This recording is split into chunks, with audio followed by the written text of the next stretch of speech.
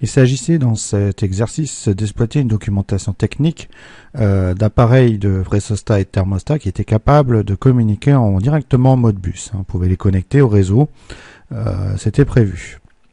Alors, l'automate est maître et tous les appareils sont donc esclaves, avec leur adresse donnée avec des chiffres qui sont, semble-t-il, des chiffres décimaux, puisqu'il n'y a rien de marqué, ça ne serait pas marqué en hexa ou quoi que ce soit, donc c'est du décimal, par défaut. On va nous demander en fait de créer une trame, de donner les chiffres, et de lire une trame, de donner le résultat. Et une petite question sur le stop. Donc avant d'attaquer ce type d'exercice, il me semble intéressant d'aller regarder un petit peu la documentation technique. Donc la documentation technique, vous l'avez là. Donc ce sont des capteurs qui ont déjà le module Modbus, il n'y a plus qu'à connecter. Elle travaille en communication classique maître-esclave sur le principe qui était là. Donc échange maître vers un esclave. Le maître a une question, il va lui donner la question de l'esclave C et l'esclave C va lui répondre. Mais ils n'ont pas le droit de communiquer entre eux. C'est le principe même du Modbus. Les trames, vous les voyez ici. Trames d'échange. Donc vous avez un certain nombre d'octets qui représentent certaines choses. Ça c'est je dirais le classique. Alors dans les documentations techniques, afin de pouvoir l'exploiter correctement, on nous donne probablement diverses choses qui sont beaucoup plus pertinentes. Donc tout ça c'est du blabla, c'est le classique. Et on arrive ici dans les exemples. Donc c'est dans les exemples qu'on va comprendre comment fonctionne. Donc on demande à lire ou à écrire. Donc c'est le code 03 si vous vous souvenez. Donc code 03, c'est ici, Read Holding Register, avec mon accent. Ça permet de lire une valeur mesurée, lire un code d'accès, les valeurs haut et bas des seuils. Parce que ce sont des capteurs qui sont capables de fournir une donnée mais aussi donner des alertes. Donc sont beaucoup plus sophistiqués que ceux qu'on a l'habitude de voir. Donc si on prend le code fonction numéro 3 qui est ici, le maître interroge le TEDM sur la valeur de la mesure du code, du réglage des points, etc., etc. Donc on nous donne un exemple. Alors on nous dit par exemple l'esclave 3B. L'esclave 3B et l'esclave 59. Ça confirme ce que je vous disais, 59 c'était bien décimal et vous serez obligé de le traduire en hexa pour qu'il soit compatible avec le registre. Alors, donc ici ils nous disent 3B c'est l'adresse de l'esclave. 3 c'est la lecture.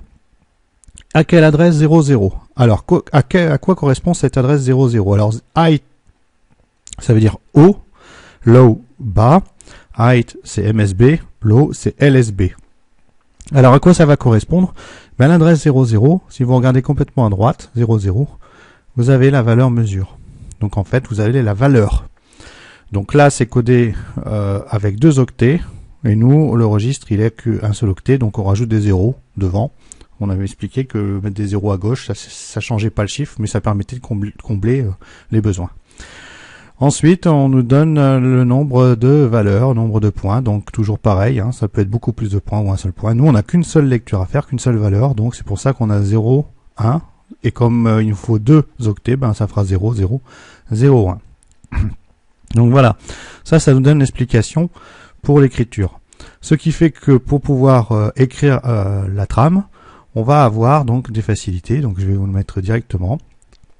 Donc nous, le TEDM3 est à 55, donc TEDM3 55, bah ça nous fait 37, d'accord. Donc il faudra lire l'adresse 37. La mesure est à l'adresse 00, donc il faudra mettre la valeur de mesure 00, ce qui convient. Donc ça veut dire que le slave adresse sera à 37, la fonction sera 03 puisqu'on décide de lire, et le nombre de points qu'on va lire c'est 1, d'accord. Alors le error check, le CRC, c'est logiquement 2 octets mais c'est le logiciel qui fait le calcul. Nous, c'est un peu trop compliqué à calculer. Alors, selon le même principe, on a une réponse d'esclave. Donc, on revient sur le deuxième exercice. Ici, on a, par exemple, pareil, la réponse. Donc, 3B correspondait au 59, à l'esclave 59, 3B. Toujours 3. Et là, on nous donne byte. Alors byte, avec le Y, ça veut dire octet. Donc il va y avoir 2 octets. Et la réponse c'est 0A2B, et 0A2B correspond à 2603. Donc, fort de cet exemple, il suffit après de prendre la valeur qu'on a, et puis de transférer. Alors, la voici. Donc, nous, on est toujours sur l'esclave TEDM3, c'est-à-dire 55. D'accord? Ça, c'était pour le précédent. Pour celui-ci, on est à 3C. Alors, 3C, je prends la calculatrice, je me mets en mode programme, en hexa, 3C, ça correspond à 60. Donc, c'est l'esclave 60. Alors, l'esclave 60, le voici, c'est le TEDM8. Donc, on va les lire, les valeurs du TEDM8. La fonction 3, bah, c'est la lecture. Hein. 2 bytes pour pouvoir lire la valeur. Et les voici, 0,5E3. Donc, la réponse, c'est 0,5E3, c'est la lecture. D'accord, mais il faut la mettre en décimale. Donc, en décimale. Donc, on répète, 3C, c'est 60. Fonction 3, c'est de la lecture. Byte count, il y a 2 bytes, donc 2 octets à lire. Data hide, c'est le MSB. Low, c'est le LSB. 0,5E3, si on passe tout ça en décimale, on est à 1507. Alors, cette valeur est brute.